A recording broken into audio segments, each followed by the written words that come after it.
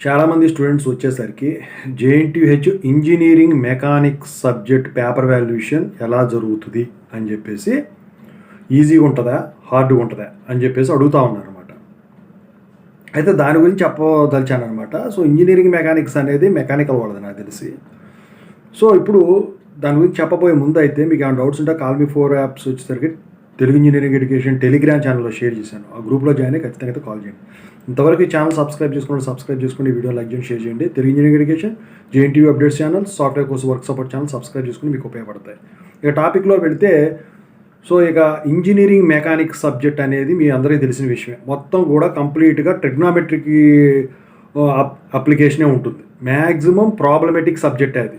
So పెండులంలని అయ్యని అని so అవి వచ్చేసరికి ఏంటంటే పేపర్ వాల్యుయేషన్ హార్డ్గా జరుగుద్ది అనే దానికన్నా కూడా నేను చెప్పొచ్చేది ఏంటంటే మీరు ఆ ట్రిగ్నామెట్రికల్ ఫార్ములాస్ ఏవైతే ఉంటాయో అవి కరెక్ట్గా రిప్రజెంట్ చేసినా, సబ్స్టిట్యూషన్ పద్ధతిలో దాన్ని సాల్వ్ చేసినా, ఫైనల్గా వచ్చేసరికి ఆన్సర్ వేసినా కూడా ప్రతి స్టెప్పు కరెక్ట్గా ఉంటేనే మార్కులు అయితే పడటం అయితే జరుగుతుంది.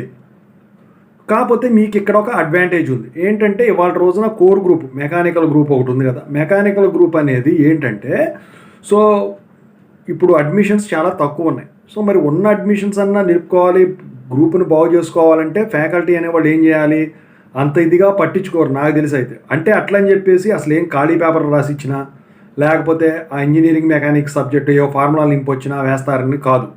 అలాగైనా చేశారంటే ఎక్కడో మీ అదృష్టం బాగుండి చేసిన వాడు మీ దయదలిచి ఉండాలి, లేకపోతే గ్రూపు అసలే ఇదైపోయింది, ఆ ఉన్న నలుగురు కూడా పాస్డ్ అవుట్ అవ్వకపోతే ఇబ్బంది పడతారు అని చెప్పేసి అనుకోనే చేయాల్సి ఉండాలన్నమాట. మ్యాక్సిమం అలా జరగదు జేఎన్టీహెచ్ కింద. సో మొత్తానికైతే మీరు కనుక ఇందాక చెప్పిన పద్ధతిలో కనుక రాసినట్టయితే మీరు పాస్ అవడానికి ఉంటుంది. సో ఇంజనీరింగ్ మెకానిక్స్ సబ్జెక్ట్ అయితే పేపర్ వాల్యుయేషన్ అసలు అయితే టఫ్గానే ఉంటుంది. ఎందుకంటే క్వశ్చన్ పేపర్ కష్టంగా ఉన్నా, మీరు రాసే విధానంలో చిన్న తేడా వచ్చినా కష్టంగానే ఉంటుంది. కాకపోతే ఇందాక చెప్పాను కదా, ఆ రీజన్ ప్రకారం వచ్చేసరికి కనుక జరిగితే మీ అందరూ పాస్ అయిపోయడానికైతే ఖచ్చితంగా అయితే ఛాన్సెస్ ఉంటాయి అన్నమాట.